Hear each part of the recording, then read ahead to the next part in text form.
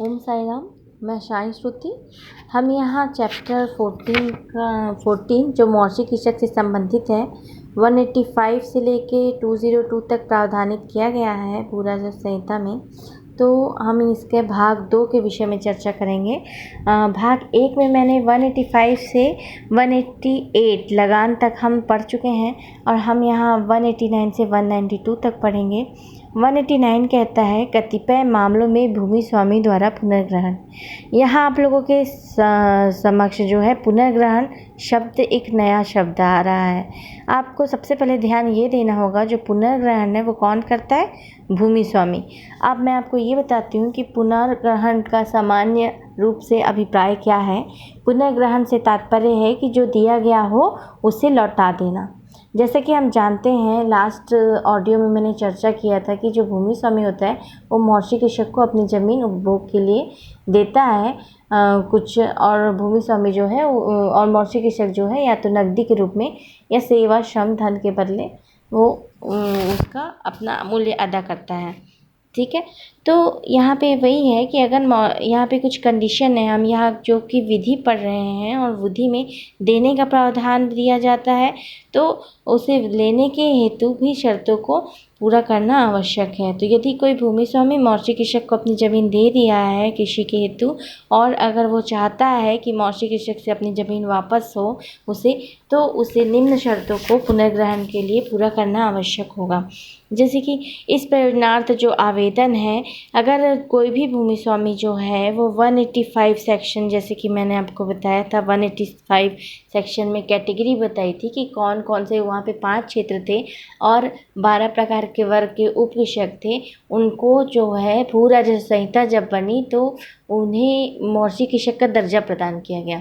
तो उन्हें तो दर्जा हो गया मौर्षि कीचक का, तो उस ज़मीन से लगे जो भूमि स्वामी हैं उन्हें 1 वर्ष के भीतर उपखंड अधिकारी को ये बताना था कि हम ये जो भूमि है ये हमारी है।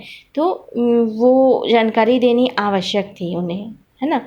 तो आप ये जानिए कि कोई भी पुनर्ग्रहण करने वाला जो भूमि स्वामी है वह 1 वर्ष के भीतर उसके पास यदि स्वयं की खेती के लिए 25 एकड़ से कम भूमि है, तो भूमि स्वामी के पास अन्य कोई भूमि नहीं है, वह निजी खेती के लिए भूमि चाहता है, तब वह अपनी भूमि जो है उसका पुनर्ग्रहण की मांग कर सकता है कि मुझे मेरी भूमि मौर्षि कीचक से वापस दिलाई जाए।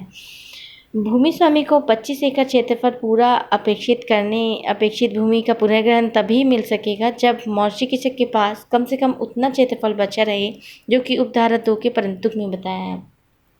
अब आप जब देखेंगे जो उपधारा 2 है उसके परंतुक में 168 की उपधारा 2 को रेफरेंस किया गया है, तो ये इस बात में लागू, ये जो सेक्शन है ये इसमें लागू नहीं होगा। अब जो 168 का जो उपधारा 2 है उसमें भूमि स्वामी अगर कोई विधवा है या अविवाहित स्त्री है या ऐसी स्त्री है जिसे कि उसके पति ने त्याग दिया है या अवयस्क है या ऐसा व्यक्ति है जो वृद्धावस्था के कारण या अन्यथा शारीरिक या मानसिक दृष्टि से निःशक्त हो गया है या कोई ऐसा व्यक्ति है जो किसी विधि की आदेशिका के विरुद्ध या कारावासित है या ऐसा व्यक्ति है जो संघ के सशस्त्र बल की सेवा में है या कोई ऐसा है जो सार्वजनिक पूर्त या धार्मिक संस्था है या स्थानीय प्राधिकारी या सहकारी सोसाइटी है ना, तो उन पर यह नियम लागू नहीं होगा।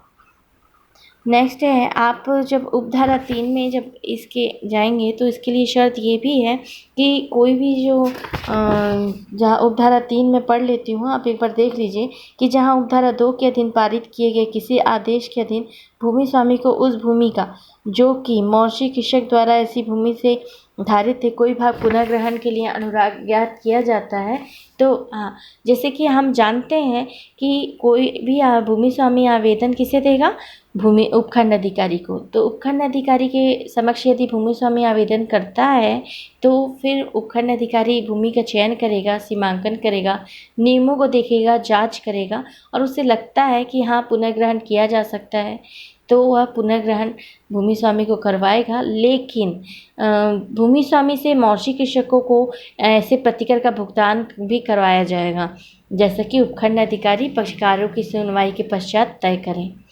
उपखंड अधिकारी जो है अगर मान लीजिए ऐसी कोई उपखंड अधिकारी समक्ष अगर भूमि स्वामी की आवश्यकता से अधिक भूमि है और उसमें से भी अगर यदि 25 एकड़ भूमि कम हो रही है तो उसमें जो बची भूमि है जो भी उसकी लगान भी विहित रीति से तय करेगा।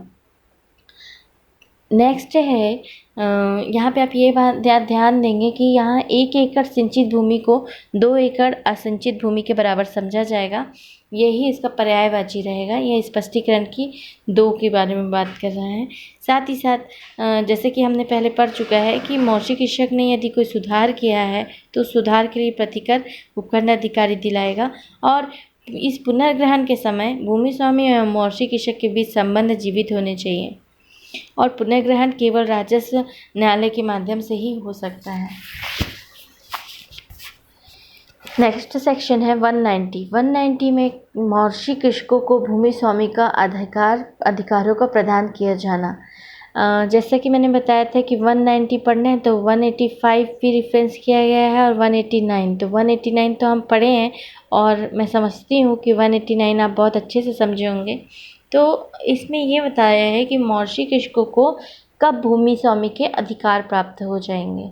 तो क्या होता है इसमें ये बताया है कि जब 185 सेक्शन के तहत जो पहले से कृषकों के रूप में धारण किए थे भूमि और ये एक्ट जब बढ़ा तो 1 वर्ष के भीतर भूमि स्वामियों को जो भी अपना टाइम लिमिटेशन दिया गया था तो उस समय भूमि स्वामियों को आवेदन करना था और यदि कोई भूमि स्वामी ऐसा आवेदन करने से चूक करता है तो आगामी कृषि वर्ष से ऐसे जो कृषक है उन्हें भूमि स्वामी के अधिकार प्राप्त हो जाएंगे। धारा 2 कहती है 2 के अधीन यदि मान लीजिए 189 की उपधारा 1 के उपबंधों के अधीन 189 हम जैसे पढ़े हैं पुनर्ग्रहण है। मान लीजिए भूमि स्वामी को कोई भूमि जो है उन्हें वापस पुनर्ग्रहण कराया जाता है तो फिर अगर उसमें कोई भूमि बचती है तो उस सारी भूमियों पर भूमि स्वामी मौसी कृषक के अधिकार उद्भूत हो जाएंगे। अब यहाँ आप ये बहुत अच्छे से अगर आप कॉम्पिटिशन एग्ज़ाम की तैयारी कर रहे हैं तो आप इस चीज़ को ध्यान रखिएगा कि 190 की जो उपधारा 3 है वहाँ कहती है कि जहाँ उपधारा 1, उपधारा 2 और उपधारा 2 के अधीन जो मौसी कृषक है जिसको कि भूमि स्वामी के अधिकार उत्पन्न हो जाते हैं तो मौसी कृषक अपने भूमि स्वामी को प्रतिकर देंगे उस भूमि के लिए। तो वो जो भूमि है जिसके लिए प्रतिकर देंगे उस भूमि के संबंध में देय भू राजस्व के 15 गुना के बराबर होना चाहिए जिसे कि 5 समान वार्षिक किस्तों में मौसी कृषक को भुगतान करना होगा। और यदि कोई मौसी कृषक प्रतिकर का संपूर्ण भुगतान एक साथ करता है तो मौसी कृषक को 10% की दर पे छूट पाने का अधिकारी होगा। और यदि प्रतिकर की रकम चाहे उसका भुगतान एक मुश्त किया गया हो चाहे वार्षिक किस्तों में किया जाए भूमि स्वामी को चुकाए जाने के लिए ऐसी रीति हो या प्रारूप हो वह तहसीलदार के पास ही वैसा पैसा जो है मौसी कृषक द्वारा जमा कराया जाएगा। तो आप शॉर्ट फॉर्म में ये ध्यान रखिए कि 190 कहती है कि मौसी कृषकों के भूमि के अधिकारों के उद्भव कब होंगे, मौसी कृषकों को भूमि स्वामी के अधिकार कब प्राप्त होंगे। तो सबसे पहले तो ये ध्यान रखिएगा कि धारा 185 के अंतर्गत इस संहिता के प्रवर्तन के समय जो मौसी कृषक थे वो वाला था। शॉर्ट फॉर्म में याद करेंगे, यदि भूमि स्वामी ने उचित समय पर आवेदन नहीं किया तो जो मौसी कृषक है वो भूमि स्वामी का अधिकार प्राप्त हो जाएगा। दूसरा कंडीशन ये ध्यान में रखिएगा कि जहां भूमि स्वामी धारा 189 के अधीन पुनर्ग्रहण हेतु आवेदन नहीं करता है तब। और तीसरा, जब ऐसे मौसी कृषक का इस संहिता के प्रवर्तन के दिन कब्जा रहा हो। नेक्स्ट सेक्शन है 191 मौसी कृषक को भूमि का वापस दिलाया जाना। जब आप 191 पढ़ेंगे तो आप हमेशा इसे 190 के साथ पढ़ेंगे, ठीक है। जब 190 के साथ ही 191 को पढ़ना है। 191 कहता है कि मौसी कृषक को भूमि का वापस दिलाया जाना। जैसे कि 190 में हम पढ़े थे कि और इसमें 189 का भी रेफरेंस दिया है, आप इसे पढ़ लेंगे तो बहुत अच्छे से समझ में आएगा। तो आप 189 और 190 दोनों सेक्शन पढ़ने के बाद 191 पढ़ेंगे। यदि वह भूमि जिसके पक्ष में धारा 189 की उपधारा 2 के अधीन पुनर्ग्रहण का आदेश पारित किया गया हो उस तारीख के जिसको कि वह आदेश पारित किया गया था ठीक आगामी कृषि वर्ष के दौरान ऐसी भूमि पर स्वयं खेती नहीं करता है तो मौर्सी कृषक ऐसी भूमि उसे वापस दिलाए जाने के लिए उपखंड अधिकारी को ऐसे समय में आवेदन करेगा जो विहित किया जाए। देखिए क्या होगा कि जैसे कि हम आगे पिछले सेक्शन में पढ़ चुके हैं कि 189 में भूमि स्वामी जो है मौर्सी कृषक से अपना जो भूमि है वो वापस चाहता है तो वो उपखंड अधिकारी को आवेदन करेगा। मैं यहाँ 189 की कुछ बातें बता रही हूँ तो आप ध्यान रखिएगा और उपखंड अधिकारी तय करेंगे, लेकिन उसके लिए कुछ शर्तें हैं जो हमने पढ़ी थी 189 में, तो आप उस चीज़ शर्तों को ध्यान रखना। वो 25 एकड़ भूमि से कम भूमि वाली, तो यदि मान लीजिए भूमि स्वामी का पुनर्ग्रहण कर देता है उपखंड अधिकारी और यदि ठीक आगामी कृषि वर्ष के दौरान भी ऐसी भूमि पर भूमि स्वामी स्वयं खेती नहीं करता है तो मौर्सी कृषक ऐसी भूमि को वापस दिलाए जाने के लिए उपखंड अधिकारी को आवेदन करेगा। लेकिन आप ये जानिए कि मौर्सी कृषक उस दशा में आवेदन करने के लिए हकदार नहीं होगा जब वह स्वयं भूमि स्वामी को ऐसी भूमि पर कब्जा लेने या खेती करने पे किसी भी प्रकार की बाधा पहुंचाता है। तो आप यहाँ ध्यान देंगे कि उपखंड अधिकारी का बार बार नाम आ रहा है, तो इस सेक्शन में उपखंड अधिकारी को ध्यान देंगे। उपखंड अधिकारी ही मौर्सी कृषक के संबंध में अभी जहाँ 185 से 192 तक आप देखिए, आगे भी पढ़ेंगे तो मौर्सी अभी एक ही राजस्व अधिकारियों का वर्णन है, वो है उपखंड अधिकारी। बीच में एक जगह तहसीलदार आया था, वो है तहसीलदार की बात है 190 की उपधारा 5 में। अब यहाँ हम 192 पढ़ेंगे, मौर्सी कृषक के अधिकारों का न्यागमन। मौर्सी कृषक का उसके खाते में का हित उसकी मृत्यु हो जाने पर उसकी स्वीय विधि के अनुसार विरासत या उत्तरजीविता